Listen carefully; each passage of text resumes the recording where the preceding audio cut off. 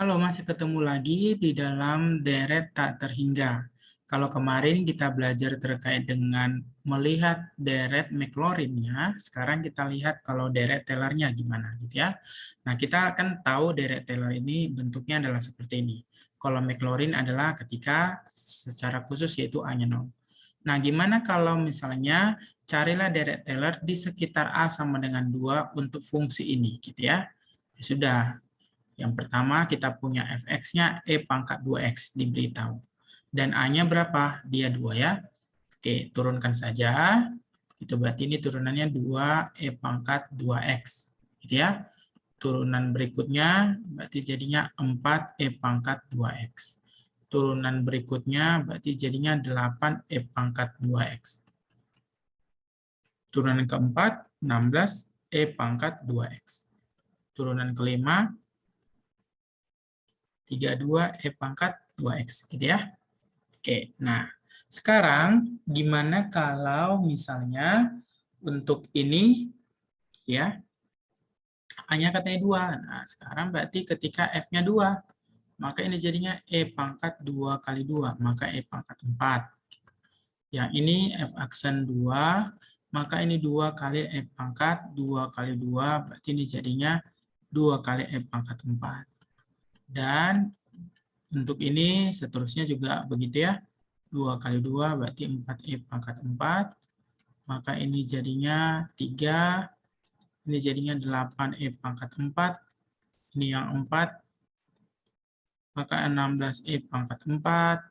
Kalau 5 berarti jadinya 32E pangkat 4. Ini seterusnya dan ini seterusnya.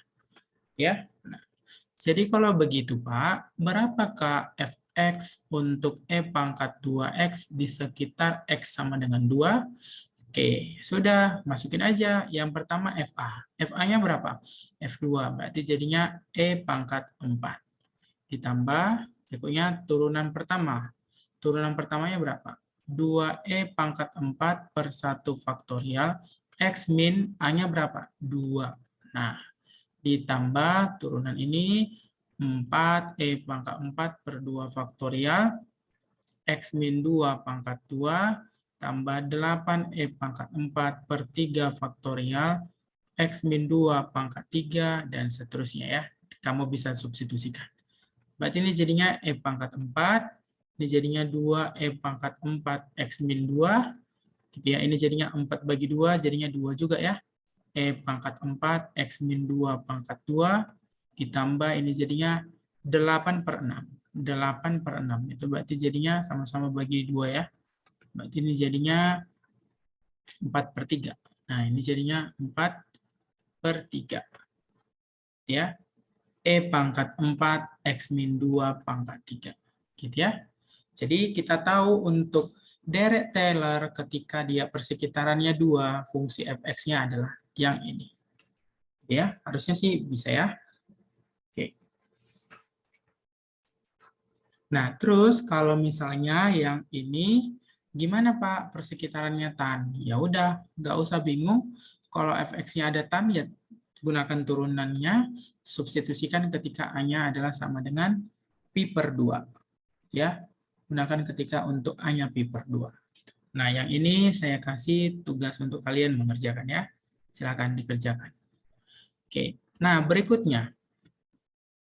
Ada satu deret yang luar biasa, yaitu deret binomial, yang definisinya adalah seperti ini, gitu ya. Untuk sembarang bilangan real P, persekitarannya adalah dari min 1 sampai 1, bentuknya adalah seperti ini. Jadi ada deret binomial yang sudah tahu bentuknya seperti ini. Nah, jadi dengan adanya deret binomial ini, kita bisa mengerjakan soal yang ini, gitu ya. Tanpa lagi kita harus bikin turunannya, turunan pertamanya berapa, turunan keduanya berapa, gitu. Turunan ketiganya berapa, gitu. Tanpa harus cari turunan ini lagi. Tinggal gunakan konsep ini. Tapi dia harus memenuhi bentuk yang ini ya, 1 tambah X pangkat P. Kalau tidak, ya berarti cari dengan cari F aksen, cari F double aksen, dan seterusnya. Tapi kalau ada bentuk soal yang mungkin seperti ini, tinggal kita gunakan aja. Nah, yang pertama adalah misalnya soal yang diberikan fx-nya adalah 1 per 1 min x pangkat 2. Ya. Nah, untuk berapa di antara persekitaran 1 ya? Berarti masih memenuhi ya di antara persekitaran ini. Kalau tidak di antara persekitaran ini jangan gunakan juga gitu ya. Nah, ini berarti dia 1 ditambah X pangkat P. Nah, yang ini kita ubah dulu ya. Berarti kita ubah dia jadinya 1 dikurang X pangkat min 2. Gitu ya. Nah, udah hampir sama ya. Berarti dalam hal ini P kita berapa? Min 2 ya. P kita min 2. Oke, nah X kita juga berubah. Ini kan dia harusnya plus kan? Berarti negatif X nanti yang harus kita substitusikan ke sini. Berarti yang pertama, kalau kita punya fx 1 dikurang X pangkat min 2, berarti jadi berapa Pak? 1, catat dulu aja ya kan? 1. Berikutnya ini. Nah ini itu apa? Itu adalah kombinasi ya. Misalnya kalau kamu punya PK, berarti ini jadinya P faktorial, K faktorial, P min K faktorial. Gitu ya. Nah, berarti kalau begitu P min 1. P-nya berapa tadi, Pak? P-nya min 2. Berarti jadinya min 21X. Ditambah ini adalah min 22X kuadrat. Tambah, ya, seterusnya min 23X pangkat 3, dan seterusnya. Berarti ini jadinya 1, gitu ya. Ditambah, berarti ini jadinya min 2 faktorial per 1 faktorial min 2 dikurang 1 faktorial. Begitu ya. Oke. Dikalikan ini X. Ditambah min 2 faktorial per 2 faktorial min 2 dikurang 1 faktorial. Ini X kuadrat. Ditambah, ini jadinya min 2 faktorial per 3 faktorial min 2 dikurang 3. Oh, ini 2 ya, sorry. Ini kan 2. Nah, ini 1. Ini 3 faktorial X pangkat 3, dan seterusnya. Oke, berarti ini jadinya 1 ditambah, ini kan min 2 ya. Min 2 faktorial itu bisa ditulis dengan min 2 dikurang 1 faktorial. Karena berkurang 1 kan faktorial kan. Pokoknya n faktorial, n min 1, n min 2, dan seterusnya. Sampai 1 kan ya. Oke, sampai 1. Nah, yang ini juga sama. 1 faktorial itu 1, berarti jadinya 1 dikali min 2 dikurang 1 faktorial. Ini habis.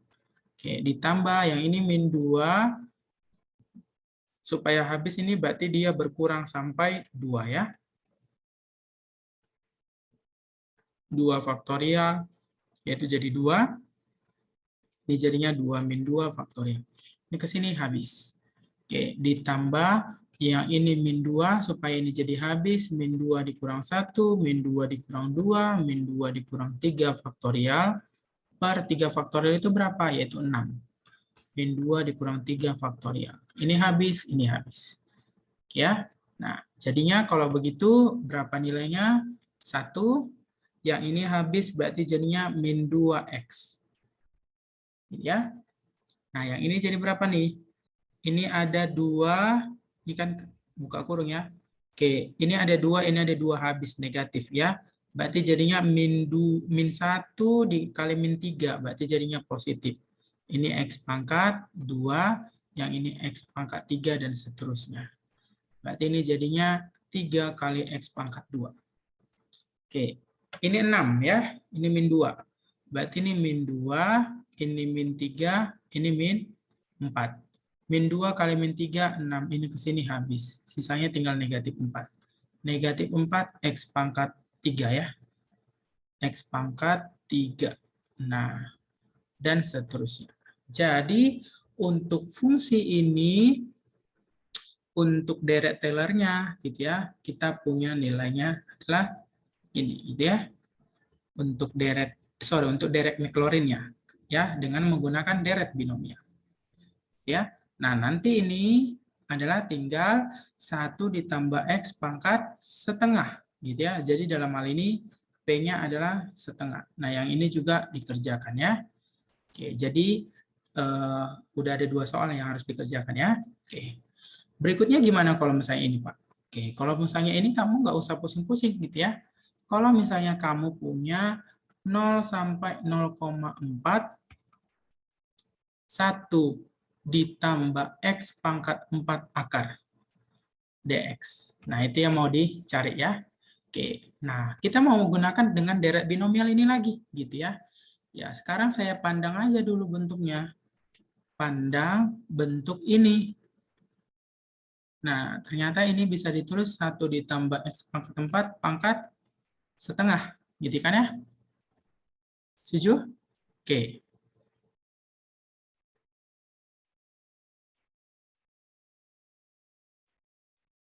Nah, sebelumnya ke sini dulu tadi ya.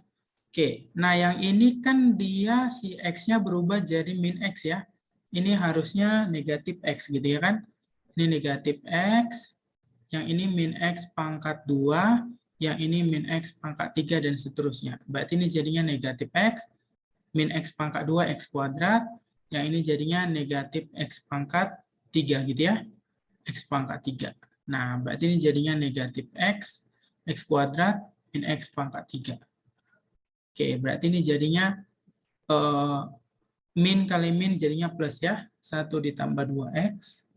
Berikutnya ini jadinya tetap plus. Kenapa? Karena ini X kuadrat. Terus yang ini jadinya min kali min jadinya plus. Oke ya, hati-hati ya. Bentuk yang ini kan dia plus ya. Nah, kalau ini negatif berarti si X-nya berubah jadi negatif X. Gitu ya. Nah, yang ini gimana? P-nya adalah setengah. Gitu ya. P-nya adalah setengah. Ya, ini lagi-lagi harus hati-hati. Tadi ini kan 1 ditambah X pangkat P. Kalau ini 1 min X, berarti jadinya si X itu berubah jadi min X. Maka semua ini jadi min X, ini jadi min X, ini jadi min X. Gitu ya. Tinggal sesuaikan aja dengan tandanya nanti. Kalikan dengan konstanta gitu ya.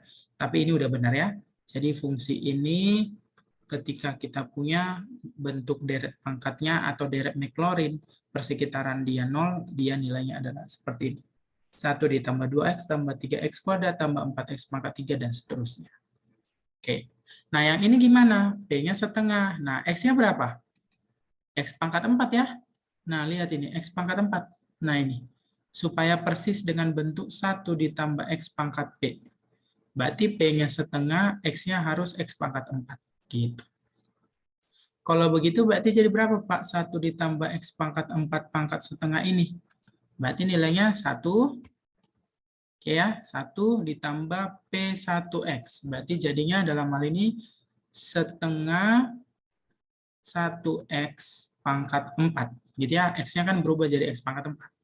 Ditambah setengah 2X pangkat 4 dikuadratkan.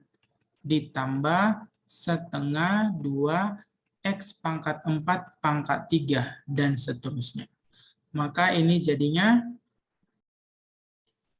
oke, 1 ditambah atau ini kita bongkar lagi nggak apa-apa, setengah 1X pangkat 4 pangkat 5 pangkat 4 gitu ya. Terus yang ini setengah, sorry ini 3 berarti ya. 1 2 ini 3, ini 4, ini 5, X pangkat 4 pangkat 5 dan seterusnya. Ya. 1 ditambah setengah 1, setengah 2, setengah 3, pangkat 1, pangkat 2, pangkat 3, setengah 4, pangkat 4, setengah 5, pangkat 5. Maka ini jadinya setengah faktorial per 1 faktorial, setengah dikurang 1 faktorial, X pangkat 4. Tambah yang ini setengah faktorial, 2 faktorial, setengah dikurang 2 faktorial. X pangkat berarti jadinya 6. Setengah faktorial per 3 faktorial, setengah dikurang 3 faktorial, X pangkat berapa? 12. Ya.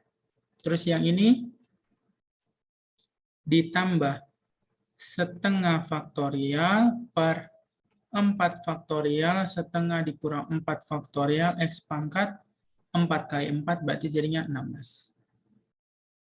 Ya. Dan seterusnya. Dan seterusnya. Oke. Berarti ini jadinya berapa? Sama dengan 1 ditambah setengah faktorial itu bisa ditulis dengan setengah dikali setengah dikurang 1. 1, ini jadinya setengah dikurang 1 faktorial X pangkat 4. Ke sini habis ternyata ya. Ditambah, ini supaya habis juga berarti bisa ditulis setengah dikurang setengah kurang 1, setengah dikurang 2 faktorial per 2 kali setengah dikurang 2 faktorial. Ini ke sini habis. Ini X pangkat 6. Ini juga sama, setengah dikurang 1, setengah dikurang 2, setengah dikurang 3 faktorial per 3 faktorial itu jadi 6, berarti setengah dikurang 3 faktorial X pangkat 12. Ini juga habis.